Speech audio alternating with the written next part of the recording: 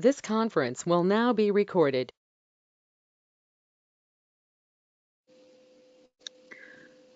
Good afternoon, everyone. This is Kathy Neifeld with AgencyONE, and it is Monday, May 18th, and this is the beginning of our, I think it's 8th or 9th week already, of our weekly webinars.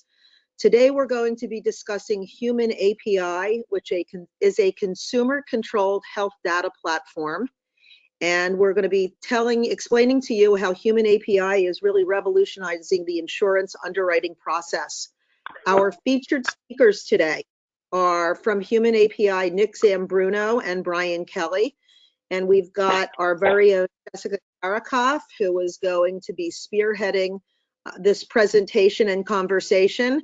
And just for fun, Dennis Bartos might be chiming in if he cares to. I'm going to remind everybody, if you have any questions, please type them into the chat box, and Jessica will do her best to address the questions with our esteemed presenters. And with that, I am going to turn it over to Jessica. Thanks. Take it away. Good afternoon, everyone. Thank you so much for joining us today. Okay, so before the COVID-19 pandemic, a lot of research was taking place at both the carrier level and at AgencyONE to find ways to alleviate the time-consuming bottleneck that is underwriting. We've seen the development of e-applications and accelerated underwriting programs and e-delivery, e-signature. We even have a couple carriers that are doing digital end-to-end processes. Even with all of this technology in place, the way that we currently retrieve APS records can add 6 or more weeks to the process. At the end of that 6 weeks, we may not even have gotten all of the information that we need, which is super frustrating, and also why we've been monitoring the development of electronic health platforms over the last several years. They've come a long way. So as many of you know, we recently began working with Human API. Our hit rate, which we'll probably have to go into a little bit further later, has been more than 50%, which is really good in the early stages.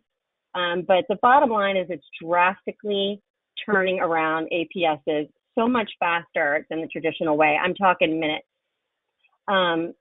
Not only are we getting APSs faster, but for at least 10 of our cases, we've been able to use this information to satisfy exam requirements, which everybody wants right now.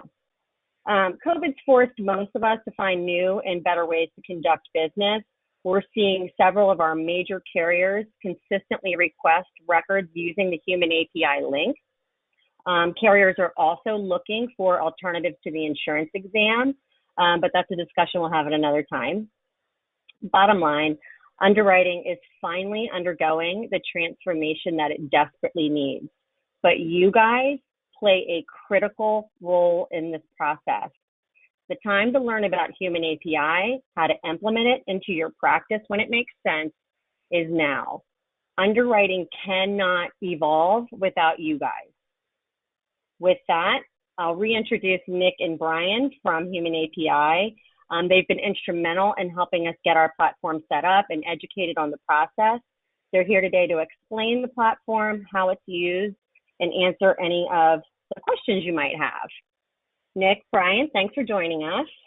Why don't we dive in with sort of a high-level overview of electronic health records and patient portals and how Human API fits into the equation. Thanks, Jessica. Hi, everyone. This is Brian from Human API. I lead strategic partnerships for this team, and I work with firms like AgencyONE to help use Human API to speed up the application process for life insurance underwriting. Today, we're going to be talking about digital health records and the use of those for the purposes of life insurance underwriting. And in this introduction slide, there's just a couple of concepts for us to review as background. Electronic health records are a newish technology that most health systems have adopted for managing patients' records. And as part of the adoption of digital health records, enabling patients to retrieve access to those records goes hand in hand. And one of the ways for patients to retrieve their records digitally is through the patient portal.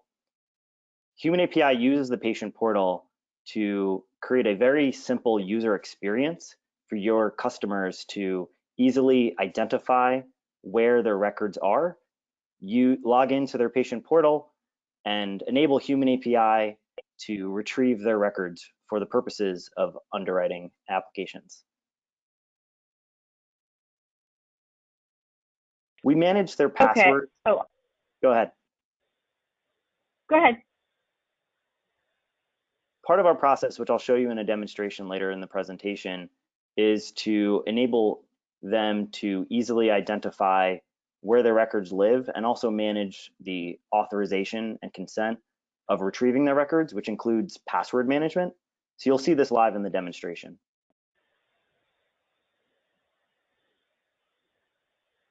Some producers are hesitant, though, to get clients involved. And we've some preliminary feedback is some clients are concerned about using a third party. Can you talk a little bit about the benefits of allowing the clients to access this information and how it can simplify the underwriting process? Absolutely. There's many benefits to consumers, particularly time.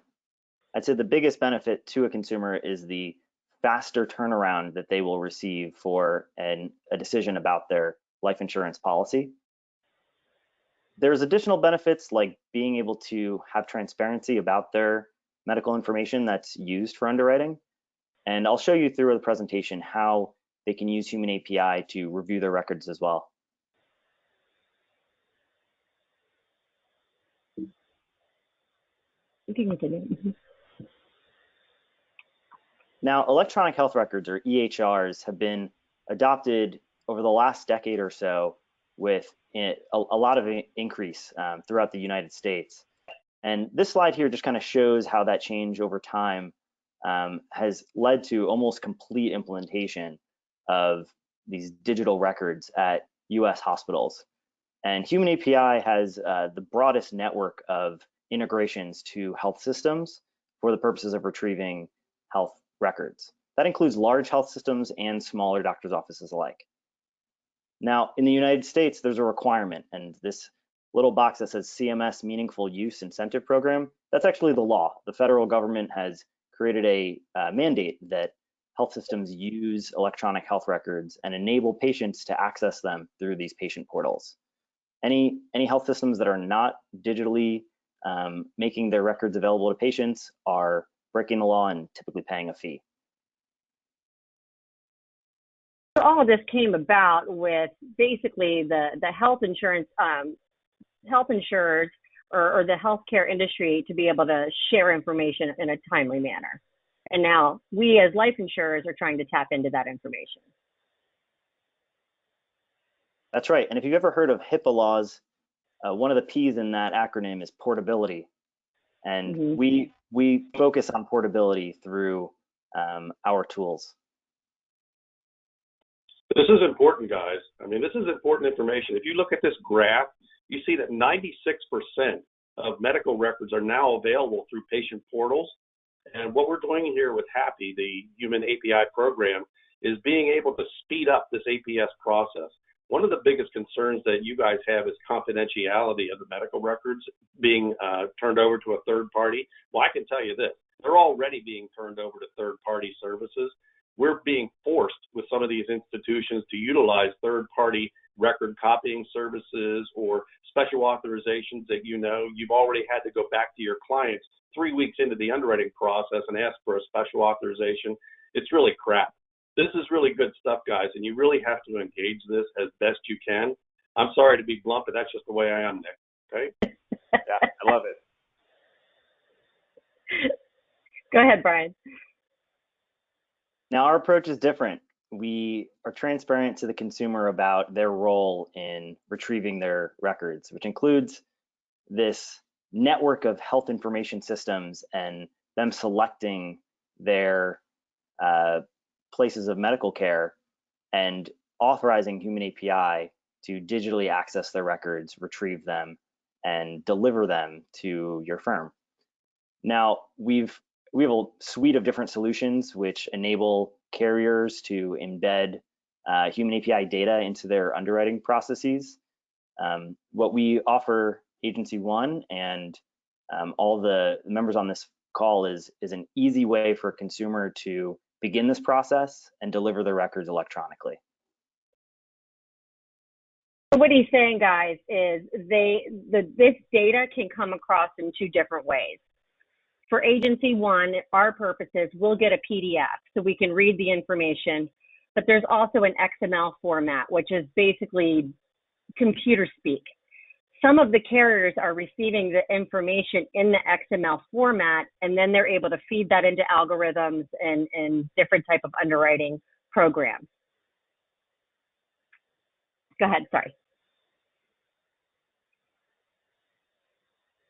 You mentioned earlier the benefits to consumers. They're kind of outlined on this slide, but that time, the 3-minute authorization process, that's our average for a complete end-to-end workflow, which I'll show you in our demonstration. It's very different than the typical APS.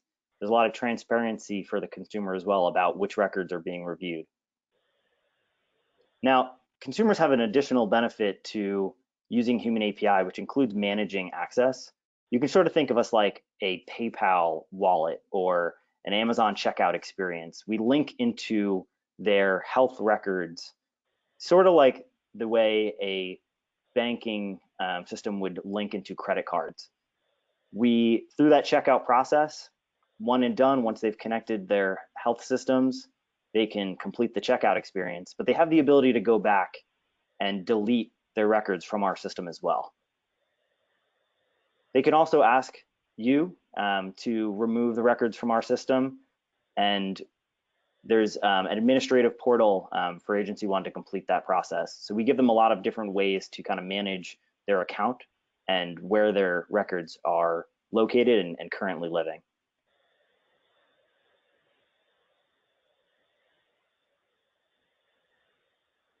Now, the benefits to agents and distribution partners are also pretty transparent. I think the time is one I want to emphasize once again. We make that very clear to the consumer through the process, and all of our marketing materials continue to harp on that point. Access to health records is there and available as an additional perk. But for you all, the ability to use those health records for informal applications as well as formal applications and have them in hand is really helpful because you're able to get them faster than you typically would. And the portability of that PDF is different than you may have experienced before. Yeah, I mean, and with a lot of our business starting out informally, this is a huge jumpstart. Even if we had to go back, let's say, and track down a pathology report or what have you, we're doing that now in a day's turnaround time rather than 6 weeks turnaround time. An APS through a human API portal plus your informal inquiry gives us so much more information that we can pre-underwrite and then start, matching the carriers and running numbers. So it really does make sense to give it a go. Go ahead, Brian, sorry.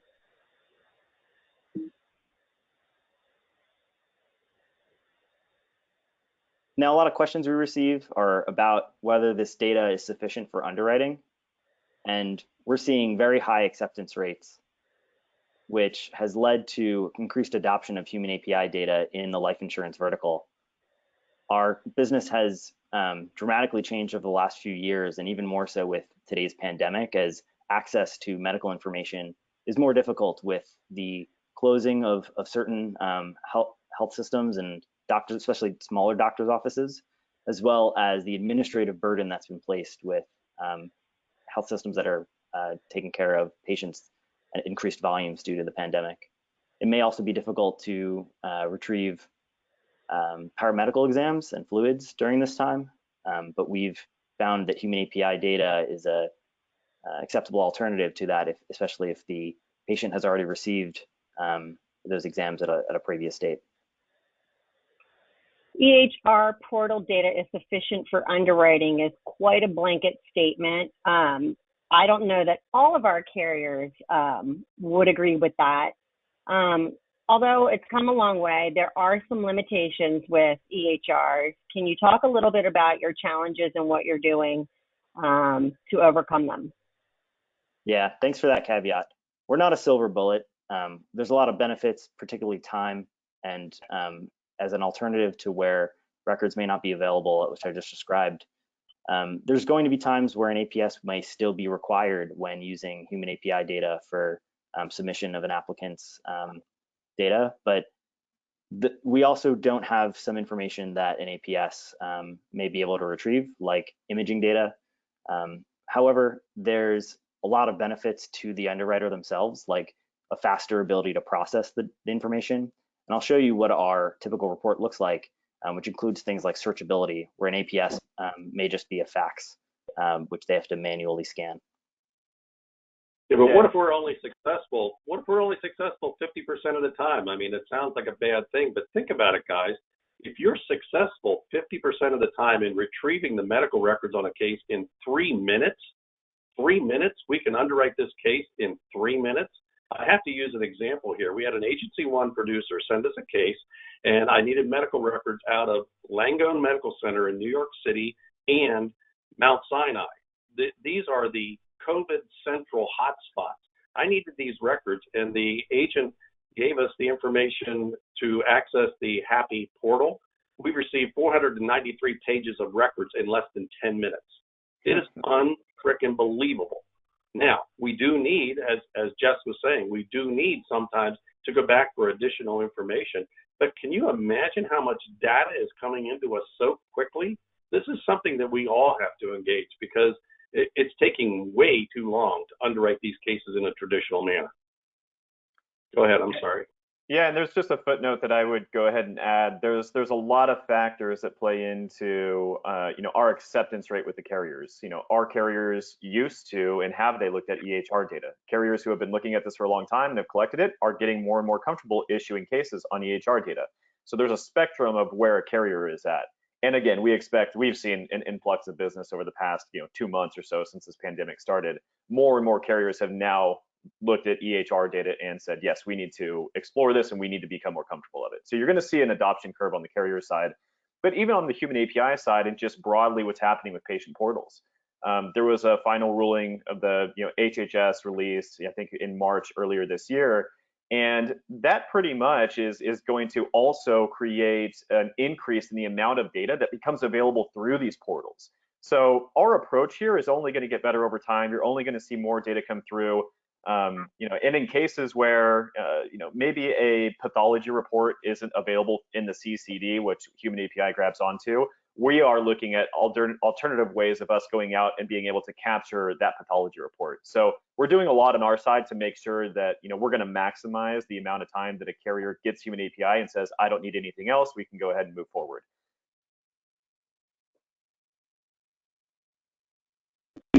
Okay, with that, I wanna also assure you that the process of connecting those records is just like signing into your computer in the morning. I think the hardest part is going to be remembering your password.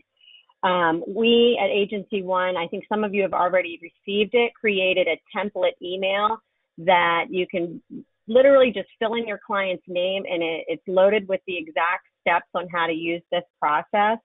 But the guys are going to show you how easy it is. So they're going to show you exactly what your clients see. So why don't you go ahead with a demo, guys? Thanks. Yeah, and while we get that demo ready, this is just a quick overview of that experience for those that want to just scan it. The Human API experience for your clients is very straightforward. It's a website that they navigate to, and then a self-guided experience. And I'll walk through that live now, but this is different in that communication about this experience is going to be important so that expectations are clear from the get-go. And we'll also, after the demonstration, talk about how we're empowering you to communicate Human API with materials that are available for you after the call.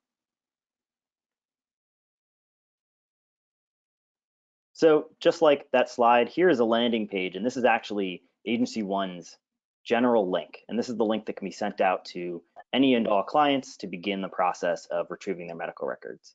Another benefit to this is if you've ever had an applicant submit a questionnaire beforehand and then only to find out after ordering an APS that they actually have a condition that wasn't expressed during that questionnaire, this may be useful for kind of vetting that in the beginning. Now, we make it very clear to the applicant the purpose of this.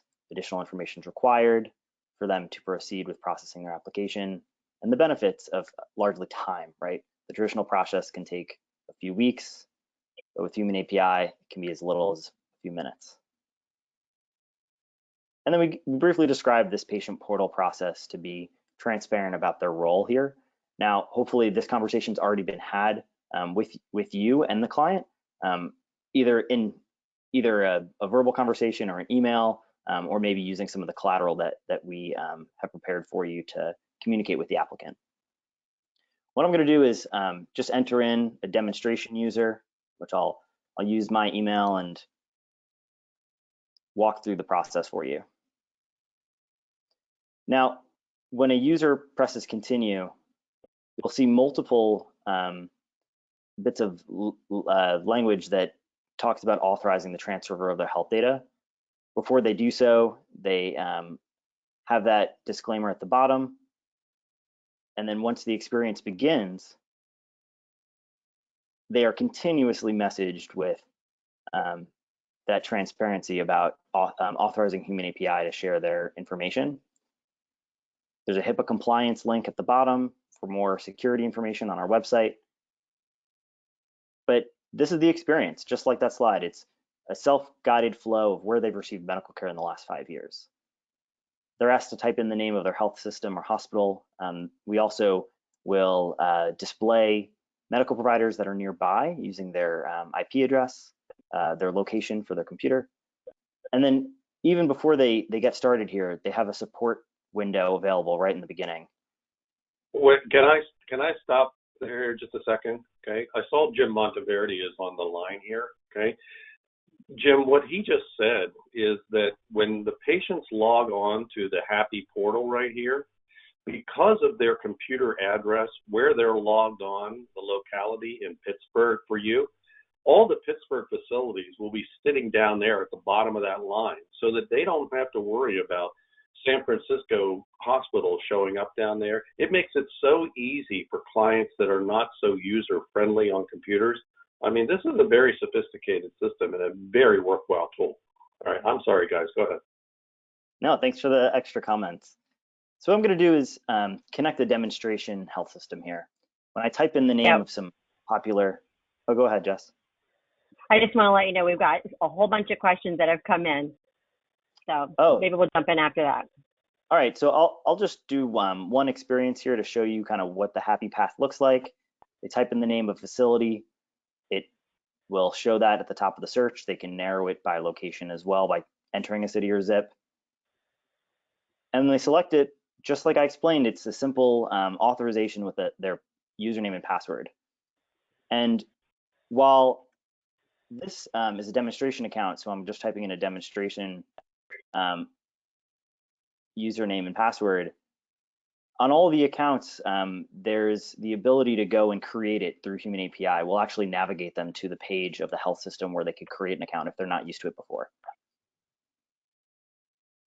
And that's it, simple checkout And experience. then I'm just going to jump in because one of the questions was if I have multiple physicians. So if you look at the blue space and it says connect another account, you would click right in there and then find that facility, hit your patient portal login information, and then you can connect all day long. That's right. And the user can continue to add different providers. They also have the ability at the screen to create an account, and also that's where they can manage Human API's access if they wanted to delete it after the underwriting process. But at the very least, once they've added at least one, they can say, I'm finished connecting accounts, and we'll direct them to where they've received care for the last 5 years, and they can continue to connect using that workflow. Okay, quickly go talk about your tech support. Our tech support is awesome. They are available between 9 a.m. and 8 p.m. Eastern time, Monday through Friday. They have an average response time of 1 minute. These are real humans located in the US. Most of them are based in California. And they're not shy to get on the phone if you have a question. They are experts at finding health systems as well as communicating to the human API team internally if there's any need to add one. And we have a process in place where if a small doctor's office that may have never come up in our system before, customers never requested access, has a patient portal, but just isn't in the human API system, typically in the same day, our support team is able to get that added to the system. We call a fast add process for doing that. And they're going to be your first line of support for any questions about the workflow or needing help to connect providers. They're vigilant and they are rock stars. Okay, there's also been some concerns expressed on both the producer and the client's part regarding security and confidentiality. What measures are in place to keep all this data secure? Yeah, great question. Human API uses a lot of security measures, and we're state of the art in terms of health information security. All of our employees have special monitors, for example, that reduce our access and make sure that there's no ability for information to get misplaced. And our system itself allows for complete transparency about where the records have been shared and who has access. We have a free consumer app even to allow you to share your records and manage those connections as well in case you wanted to do it outside of the underwriting experience. We believe in complete consumer control. And we have plenty of documentation on our website about our security standards as well. And you know, this kind of comes in handy when, how many times have I come back to you or Dennis or Julie come back to you with a question about something we've read in an APS record and a client says, I don't know what in the heck you're talking about. I've never been diagnosed with that. They have access to their information through this portal. They can open it up and we can say, well, look on page 37. You know, I mean, this is knowledge is power here for your clients. And so that's another added benefit to this. All right, I'm going to go ahead and jump into a few of these questions. Are there conflicts with swab testing and genealogy gathering processes? Now, guys, I know in a previous call, you listed out a handful of items that don't come through the portal. Is there anything specific to genealogy and that sort of testing? Brian, you want me to take this one? Sure, thanks, Nick. Yeah, so we don't see a whole lot of genetic testing come through the portal. Typically, it's something that's not made available. We have in the past, I mean, I think I've seen it like 1 or 2 times out of all of the connected users we have. So it's not something that typically comes through. If a carrier ever sees something come through, they can actually place filters on our data. If they say, hey, I never want to see genetic data, we can put those types of things in place. But usually, as you know, relates to this question, you know, genealogy, genetic testing isn't something that you typically need to worry about. And on the underwriting side, there's only a handful of genetic tests that carriers can legally use in underwriting. Until there's actuarial proof to any of these tests, they can't take adverse action because right now there's still so many of those genetic tests that even the healthcare physicians don't know what to do with. Okay, and then there's another one. Would these records be available to healthcare providers, and what about life settlement companies? So we are actually collecting the records from the healthcare providers, right? This is information that the healthcare provider already has. And the consumer is sharing it from the healthcare provider to AgencyONE through Human API. Now, I don't, maybe you might have meant like health plans, like health insurers. And that, if that's the case, the answer is no, right? This data is living with the healthcare provider, which is the facility that is providing care to this individual. Just as a consumer is sharing data with AgencyONE, they could share this with a life settlement company if that life settlement company was a customer of Human API. I know that we're talking to a few of them right now, but as of right now, I don't believe that we have any life settlement companies as official customers of Human API. Okay. Some carriers are bragging about no blood or urine for quick underwriting and policy issue, but are they already looking through all of this info, including APS that may be a year or more old? Yes, the carriers are looking at this information to try to satisfy exam requirements. And quite frankly, that's been some of our immediate success in using this. Whether it's someone we attempted to get through an accelerated underwriting program that was kicked out because maybe they needed just a little bit more information, or someone that that was going through a traditional underwriting process but required recent labs to waive out the exam. So yes, they are trying to, and I don't want to say waive the exam, they're trying to satisfy what they need by getting an APS. Do you want to get an APS 6 weeks from now, or do you want to get an APS 3 minutes from now? So yes, they are using this information to satisfy exam requirements. We are getting cases approved and issued a lot faster. Okay, and I think I have one more. Oh, do we still have access to the records received for our producer records? The answer is yes. AgencyONE has put Human API on the HIPAA. The actual HIPAA authorization is coming from the client when they log into Human API and transfer the records. However, because we are taking possession of that information so that we can send it to your carriers and use it for underwriting, we have copies of it. So yes, if you are someone that we would share that information with, as long as you're HIPAA compliant, we would be able to share that data. I just want to share one stat that Gonzalo and I actually learned on a call this morning. I know you guys have heard us talk about prescription database checks for years now. When we first started talking about the script check, the hit rate was 15%. That's when we started talking to you guys about, we're going after this. We want this information. Today, the hit rate's 80%. So all of these technologies are going to continue to evolve. They're going to continue to revolutionize the underwriting process. And we all just need to get on board, or we're going to get left behind. Amen. I think that wraps up most of the questions. Yeah. So I think we're in good shape. Guys, thank you so much for joining us today. Super informative. And to all of our producers out there, if you have any questions, you want to talk this through even further, you can give any of us a call. Kathy? Terrific. Thank you, Jessica, Nick, Brian, and Dennis. I want to remind everybody that we've got 2 more WebExes set up for this week.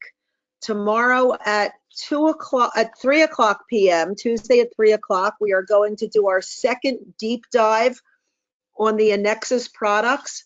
And this webinar is going to focus on the proprietary product that Annexus has developed with Securian. It's their balanced growth accumulator IUL product.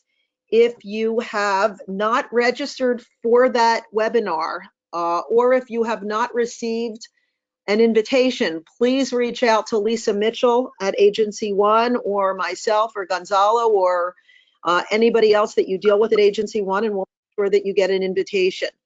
And then our second afternoon WebEx at 12 o'clock is going to be Wednesday, May 20th, and that's going to take a deep dive into the economic market outlook and safe money solutions. So I know that that is going to be an interesting webinar. We're going to be joined by our friends at Lincoln Financial, who are going to tell you what they're doing during this time and give you some tips as to how to keep your clients engaged and continue to talk about safe places where they can put their money. So with that, again, I want to thank our friends at Human API. This is the wave of the future. The future is right now. AgencyONE is having a great deal of success with this. We hope that you will engage this new technology and help us help you to get your cases placed faster. If you've got any questions, please reach out to everybody at AgencyONE, and please stay safe, and we hope to have you again tomorrow afternoon. Take care, everyone. Thanks. Hi, everyone.